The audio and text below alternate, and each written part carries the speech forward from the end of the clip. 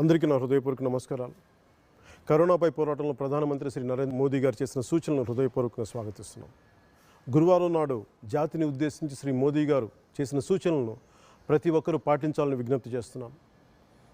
ఈ నెల 22వ తేదీ ఆదివారం శ్రీ మోదీ గారు చెప్పినట్టు జనతా కర్ఫ్యూని పాటిద్దాం.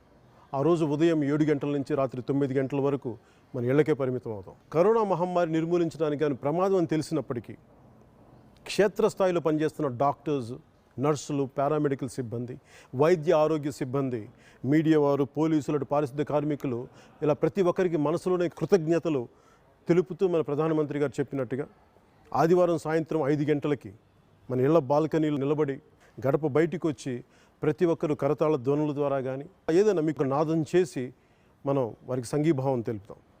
సామాజిక సంఘీభావ కార్యక్రమంలో మనందరం మమేకం అవడం మన విధిగా భావిస్తాను.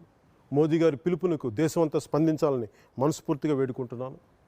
అలాగే తెలుగు చిత్ర పరిశ్రమ కూడా దీనికి సంఘీభావం ప్రకటించాలి. ప్రతి ఒక్క హీరోలు, హీరోయిన్లు, నటులు, నటీమణులు ప్రతి ఒక్కరు 24 క్రాఫ్ట్కి సంబంధించిన తెలుగు చిత్ర పరిశ్రమ ప్రతి ఒక్కరు కూడా దీంట్లో విధిగా పాల్గొనవలసిందిగా ప్రార్థిస్తున్నాను.